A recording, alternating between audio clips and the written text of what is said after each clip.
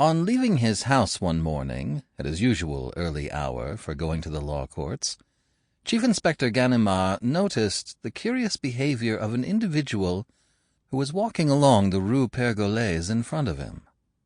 Shabbily dressed and wearing a straw hat, though the day was the 1st of December, the man stooped at every 30 or 40 yards to fasten his bootlace or pick up his stick, or for some other reason, and each time he took a little piece of orange peel from his pocket and laid it stealthily on the curb of the pavement.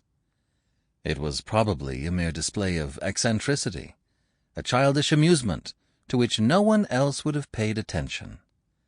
But Ganimard was one of those shrewd observers who are indifferent to nothing that strikes their eyes, and who are never satisfied until they know the secret cause of things. He therefore began to follow the man. Now, at the moment when the fellow was turning to the right, into the Avenue de la Grande Armée, the inspector caught him exchanging signals with a boy of 12 or 13, who was walking along the houses on the left-hand side. 20 yards farther, the man stooped and turned up the bottom of his trousers legs. A bit of orange peel marked the place. At the same moment, the boy stopped, and with a piece of chalk drew a white cross surrounded by a circle on the wall of the house next to him. The two continued on their way. A minute later, a fresh halt.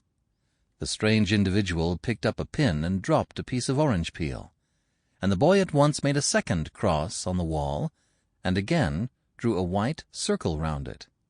"By Jove," thought the chief inspector, with a grunt of satisfaction. "This is rather promising. What on earth can these two merchants be plotting?" The two merchants went down the Avenue Friedland and the Rue du Faubourg Saint-Honoré, but nothing occurred that was worthy of special mention. The double performance was repeated at almost regular intervals, and, so to speak, mechanically. Nevertheless, it was obvious, on the one hand, that the man with the orange peel did not do his part of the business until after he had picked out with a glance the house that was to be marked, and, on the other hand, that the boy did not mark that particular house until after he had observed his companion's signal. It was certain, therefore, that there was an agreement between the two, and the proceeding presented no small interest in the chief inspector's eyes. At the Place Beauvau, the man hesitated. "Sample complete. Ready to continue?"